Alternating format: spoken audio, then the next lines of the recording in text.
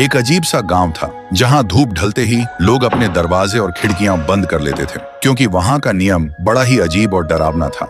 रात के ठीक 12 बजे से पहले हर घर के बाहर मिट्टी के बर्तन में सबसे अच्छा खाना रख दिया जाता था, क्योंकि वहां के लोग कहते थे अगर किसी ने खाना नहीं रखा तो सुबह तक उस घर का कोई ना कोई सदस्य मरा हुआ मिलता और उसका शरीर बिल्कुल खाली होता। इसलिए डर के मारे लोग खाना रख देते थे। इसी गांव में थुंग थुंग नाम का एक आदमी रहता था। वो इतना कंजूस था कि एक दाना किसी को देने से पहले 100 बार सोचता था। लेकिन एक दिन थुंग थुंग ने एक भयानक तरकीब निकाली। एक रात उसने गोल गोल पत्थरों पर आटे का लेप लगाया और उन पर घी जैसा पीला रंग पोतकर बाहर रख दिया। फिर आधी रात के बाद थुंग थुंग को बाहर से कुछ अजीब सी आवाजें सुनाई दी। डर और जिज्ञासा के बीच वह धीरे से उठकर खिड़की के पास गया और बाहर झांक कर देखा। एक साया झुककर उन पत्थरों को चबा रहा था। देखते ही थुंग थुंग का गला सूख गया। तभी वह धीरे से अपना चेहरा ऊपर उठाती है और थुंग थुंग देखता है। वह एक औरत थी। उसका चेहरा बिल्कुल सफेद था और आंखें सीधा थुंग थुंग की तरफ देख रही थीं। और फिर एक पल में ही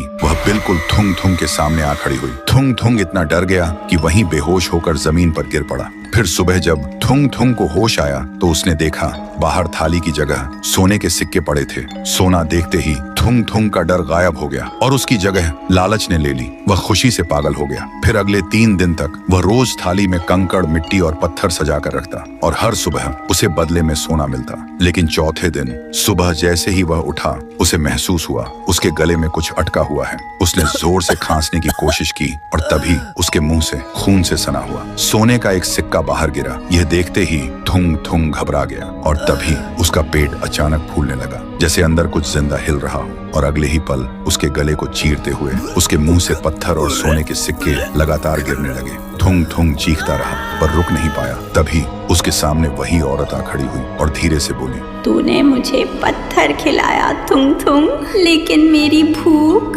तेरे लालच जैसी थी जो कभी खत्म नहीं होती। तभी थुंग थुंग का शरीर धीरे धीरे सख्त होने लगा और देखते ही देखते वह पत्थर बन गया। अब उसके चेहरे पर मौत का डर हमेशा के लिए जम गया था। तभी वह औरत उसके करीब आई और उसके कान के पास आकर बोली, याद रखना, आज रात 12 बजे तुम्हारे घर के बाहर भी एक थाली जरूर होगी, अगर तुम वीडियो को बिना लाइक किए चले गए तो।